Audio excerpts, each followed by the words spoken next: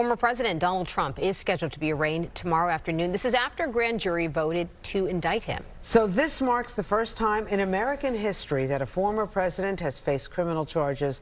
Joining us right now to talk about this, plus what's happening in D.C., Senator Kirsten Gillibrand. Nice to have you on Good Day New York. Thank you for having me. So what do you think about this indictment? I mean, there are even some people in your own party who are concerned this looks like a political thing. I don't think it's a political thing because the DA spent time assessing the case. He had several cases to look at, and he chose this one because he felt most comfortable with the facts. He wanted to bring this case.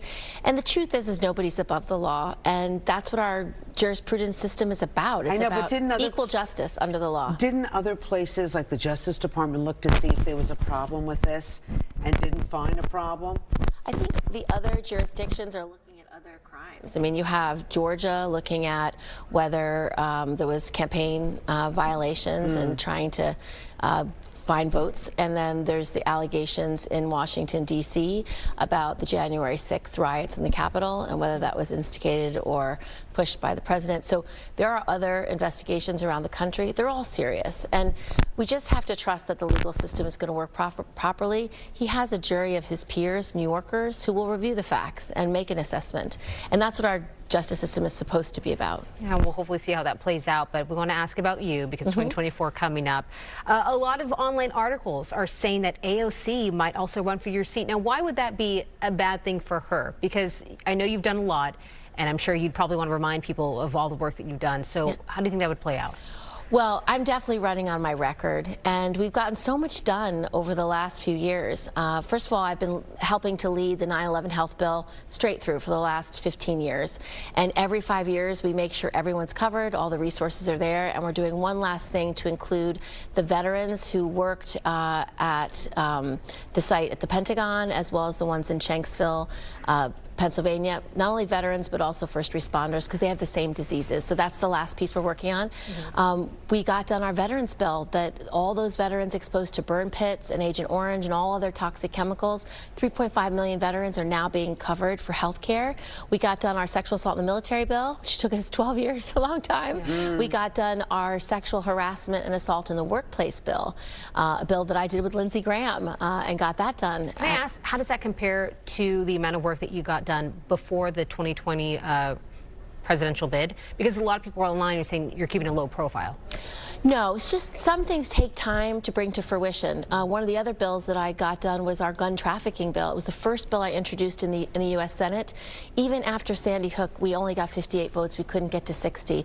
And this moment in time last year, when we had a lot of bipartisan momentum, we got done our gun trafficking bill, which makes trafficking a federal crime, which we couldn't even enforce these crimes before. We've already confiscated 50 weapons in Brooklyn, 4 traffickers arrested, a trafficker in the Bronx, a trafficker in Eastchester. This is real. It's actually working. And we passed a ton of money for mental health. Sometimes people, it takes some time to realize this is the right solution. This is how you save lives. This is how you address crime. This is how you get guns out of the hands of criminals. So we're beginning to implement all those bills. So some things take time. Some things are quick. Like the veterans bill only took 2 years, but that gun trafficking bill took every day I was in the U.S. Senate, so 12 years. Let's talk a little bit about the primary, because there has been talk that maybe AOC would run against you. A lot of people in the party, like Senator Schumer, are saying that he supports you. Yeah. But AOC has a big social media presence. She gets her crowd riled up. Yes. Are you concerned about something like that? No. I had lunch with Alexandria about a month ago. We have a very warm relationship. But did she tell you she's not going to run against you? She did not, but she is very excited about what she's working on in the House. She has this new oversight role on the Oversight Committee. So you think that's enough to say that she's satisfied and she's not going to run against you? It's going to be Alexandria against Marjorie Taylor Greene, and I would bet on Alexandria every time. So these are things that she's doing that she's very proud of and very excited about. Because she hasn't done much. She's been working on lots of things. I think they said they did some kind of poll and she was like the least effective in D.C. Yeah, well, I don't know about that, but I can tell you we have a good relationship. Well, that's good. So I don't expect it, but if I am challenged by anybody in my party or on the Republican side. Lee Zeldin, I mean, he came in very close, right, with Governor Hochul within 6 points. highlights. If anyone challenges me, I will run on the record that I've created about the hard work I've done for New Yorkers and how I brought resources into New York, how I've passed legislation working across the aisle. I'm very bipartisan. And you know, if you want to govern, you need to find that common ground. So I've worked with Ted Cruz, I've worked with Josh Hawley, I've worked with Lindsey Graham, I've worked with so many people that you wouldn't imagine that I could work with, but there's always something we share in common. And we know how much money you brought in terms of resources to New York, but it's all being depleted, a lot of it by the migrants. And this is a crisis that maybe, we got to get the Dems kind of talking about. What is your plan with this? How do you see that those resources won't fully be depleted?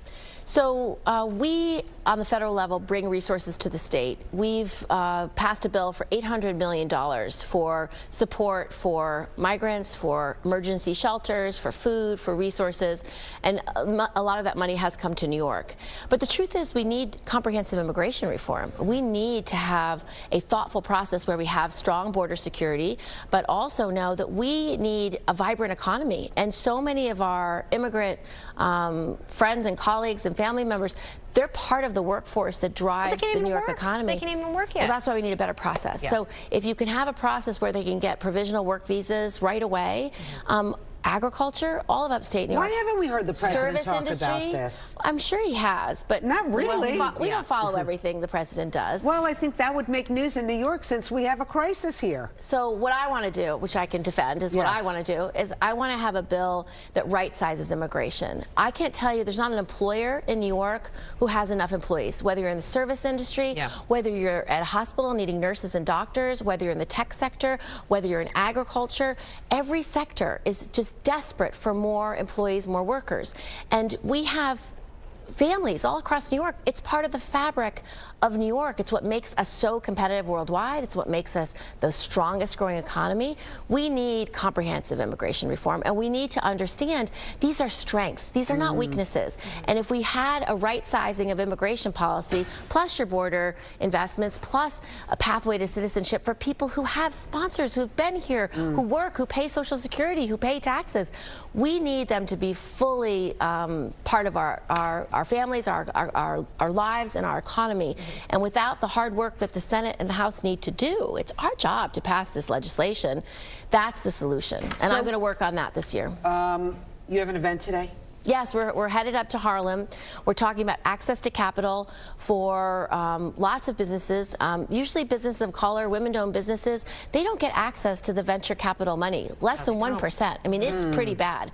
So we want to use the SBA, which is Small Business Administration, to have a special fund that gives money to small businesses that are started by people of color, women, other minorities, or people that aren't often given access.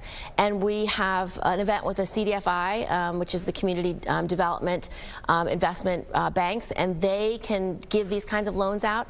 And so we're going to talk about bringing another something like almost $400 million into those small businesses, because they do create the jobs. 2/3 of all new jobs are created by small businesses, and we want them to have access to capital so they can grow. Senator Gillibrand, always great to talk to you. Thank you so much for being here. Good luck today. Thank you. It's good to see you both. Good to see you. Come back soon. I will. All right. We'll be right back.